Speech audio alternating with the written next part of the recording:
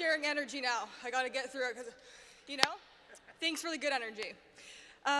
Jimmy, first of all, I just wanna say it's such an honor and joy every time I get to be on your show.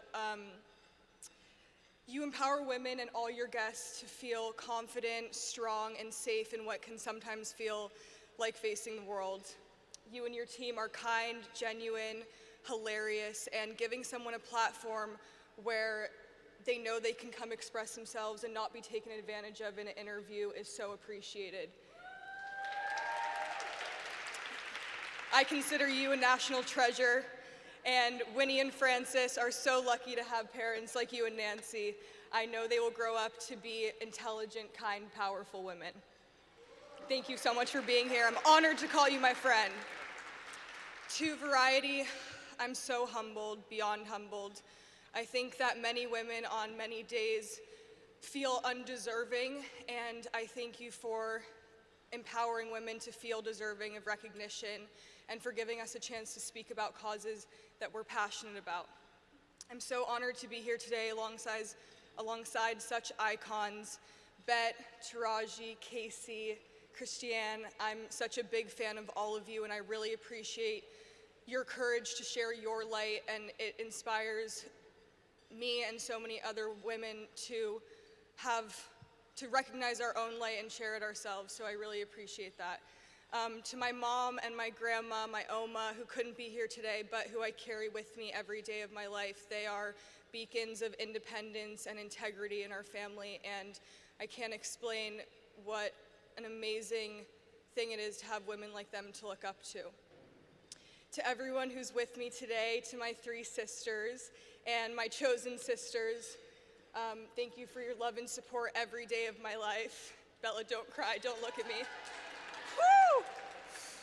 You're talented, you are hardworking, you are creative, kind, loyal, honest, and you are unapologetically yourselves, and you all inspire me in your own ways.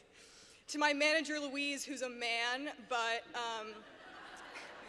every girl in the entertainment industry and in the world deserves to have support like this. You allow and empower me to be assertive, to work with integrity, to look inward and ask myself what jobs will truly fulfill me, to express myself creatively, and to be true to who I am. You stand up for me and you see me, and I thank you so much for your guidance and for your friendship. And last but very not least, Carol Stern is here with us. Not only is she the badass female CEO of UNICEF USA, but she is also a kind, brilliant, compassionate, open-minded, inspiring mother, author, wife, child advocate, civil and human rights activist, and friend of the world. It is an honor to have you here with us and to know you. I grew up trick-or-treating for UNICEF with the little blue boxes, like many of us are your kids, and yeah, and Jimmy, which I highly recommend. And so at an early age, I realized the impact of this organization, and when I asked for a meeting at the UNICEF offices in New York, I was given the opportunity to meet Carol. It came at a time in my life where I was on the more introverted side of what I call my ebb and flow of openness towards social media, which I think a lot of us feel at times. And without really being conscious of it, I was searching for the meaning of sharing, the purpose. And I asked Carol to send me on the next trip, wherever that was, and I wanted to go wherever awareness was needed, wherever I could help get eyes and hearts back with people in need. A couple months later, we were making our way to the Rohingya refugee camps in Cox's Bazar, Bangladesh, population over 1 million people. To give you a mental picture, the Rohingya people have been disowned by Myanmar. They do not have citizenship anywhere. Starting a year prior to our visit, the Rohingya people began to escape the violence and religious persecution and walk for weeks through mud and water in the scorching heat to cross the border from Myanmar to Bangladesh. They tried to walk with family and neighbors in hopes that they could move and then resettle together or close to each other Obviously, they had no way of picturing or knowing what they were going towards. And many experienced separation and death along the way, and some stories were unimaginable. Once they found the UNICEF checkpoints in Bangladesh, they were given food, water, and vaccinations to help prevent the spreading of disease in the camps. When we arrived, August of 2018, the most shocking part for me was the vastness. The largest camp, it might be different now, Carol, but I think it was, at the time, 23 camps made up everything. So the biggest of those camps, they call Mega Camp. Mega Camp was the same size and population as Washington, D.C. When you stood in the middle, imagine wood and tarp housing shelters, because UNICEF and supporting organizations aren't allowed to build permanent anything. So that size and population on flat ground, that close to each other. And just everywhere you look, you could stand in the middle and look for miles of hills and hills and hills of blue tarp-topped housing. UNICEF's goal is to be there for those affected as early as possible, be there throughout the crisis, and help rebuild after, as long as there is support from governments and surrounding areas. Like many crisis areas that UNICEF is based in, many around the world have forgotten that these children and their families are still very much in need of support, even though at that time it'd been a year and now almost 2 years since the beginning of that crisis. We spent a few days in various camps. Each day we would experience multiple programs and learn about how and what they do on the ground on a daily basis. This trip opened my eyes to the complexities of the strategizing and problem solving every group within the team faces. Speaking of women today, Carol has so many amazing women working at UNICEF and with the UNICEF USA team, and I saw women build bridges between cultural differences and stand strong in their power and in their positions to help these communities rebuild.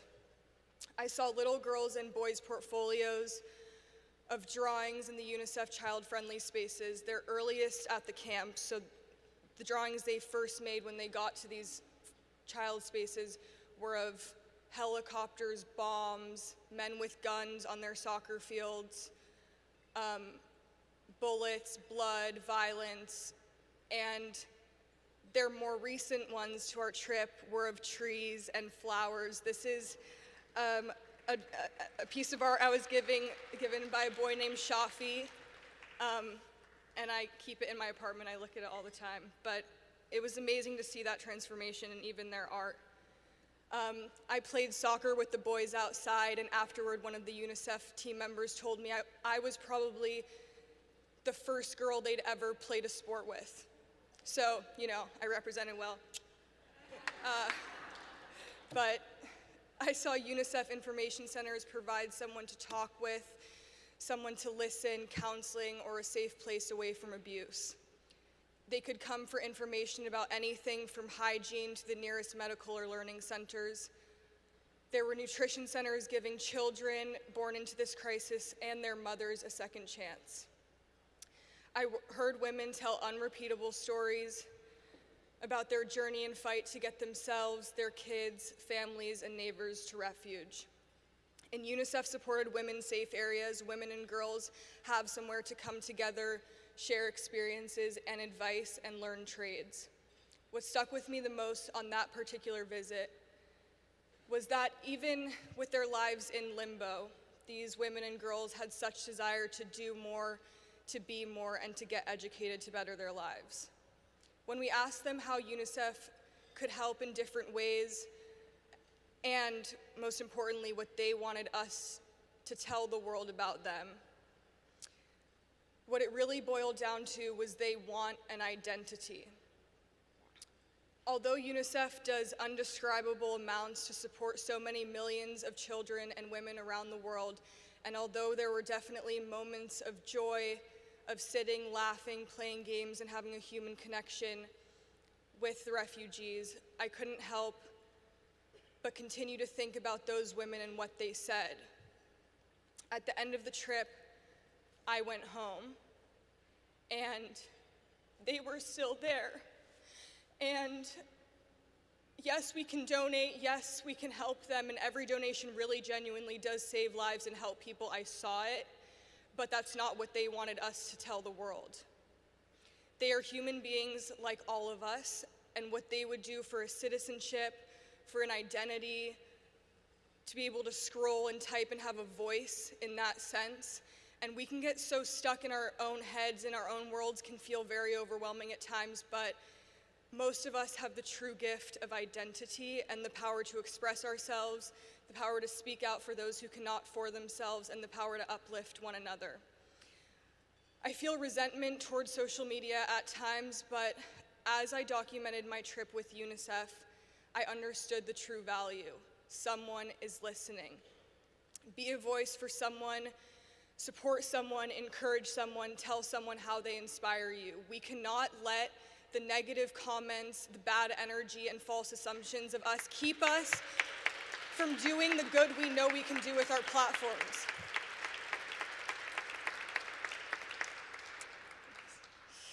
We have to find these meaningful moments in life, and I'm so grateful to UNICEF for their work and for giving me the opportunity to see and share the way they uplift so many women and children around the world, and give us a chance to listen to them and to hear them and hear what they want to say, because we can learn so much from them. Thank you.